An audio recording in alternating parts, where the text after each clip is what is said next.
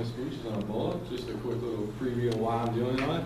I mentioned it in my other speech. I recently got my first responder certificate here at Eastern, and that also requires you to be an AIDS, HIV, and bloodborne pathogen certified representative and know their information. So that's why I'm doing it on Ebola.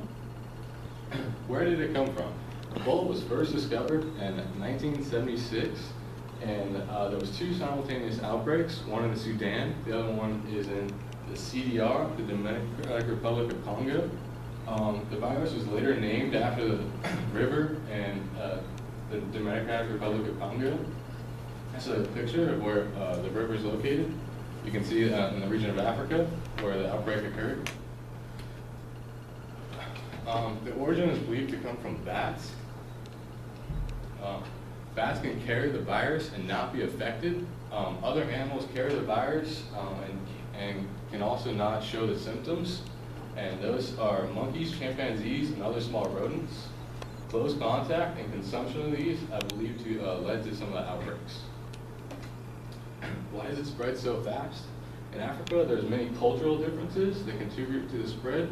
One is the consumption of bushmeat. Bushmeat is all small game that come from forest areas.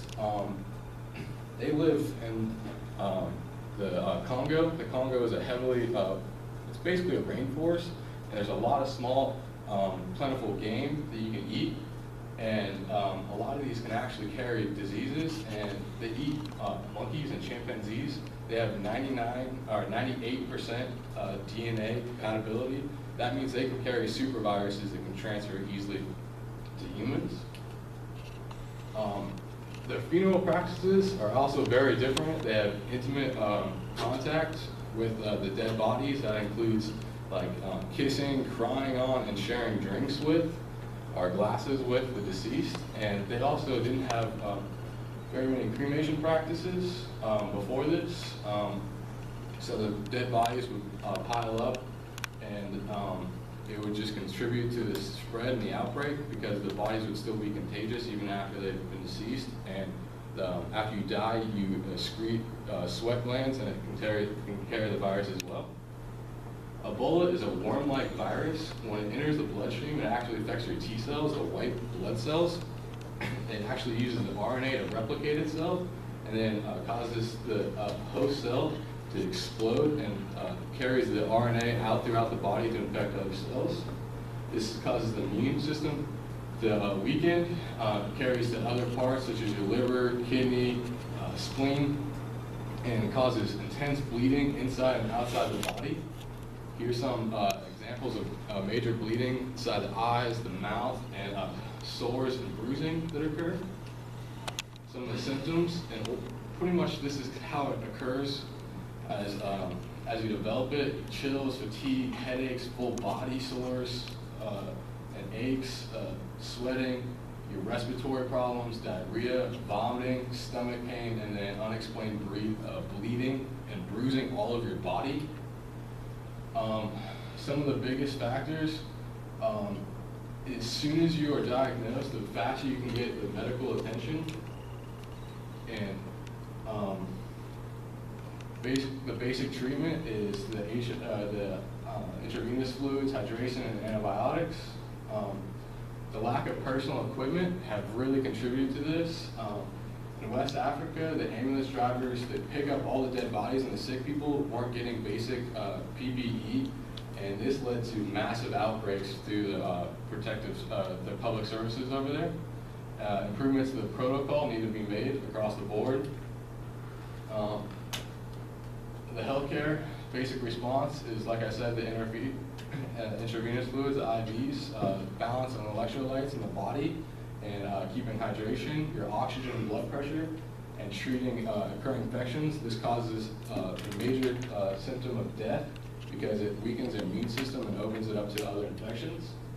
PPE protocols have started to be improved across the board in the United States. They include the buddy systems for taking on and putting off equipment.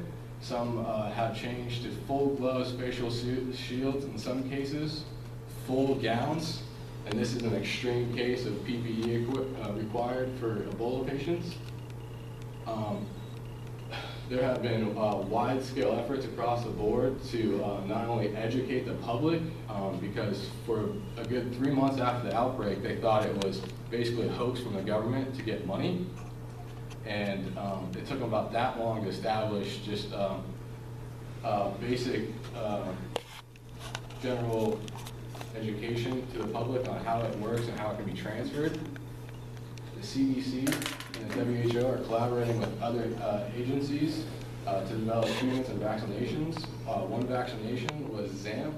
It has about a 3 to 5 success ratio, which has been greatly increased from about a 90% kill ratio in Africa, and that's about what it had in Africa. So the 3 to 5 is actually a huge significance from where it came from. And a few references I used are right here. Does anyone have any questions about it? Yes, sir? How long did it take you to get your? It's a one semester course. You do a 4-hour class, and then you do a 6-hour class, and you do your first responder certificate. You do your HIV and airborne pathogens and bloodborne pathogen certificate, and then you move on to your basic CPR and things like that. Okay, I'm gonna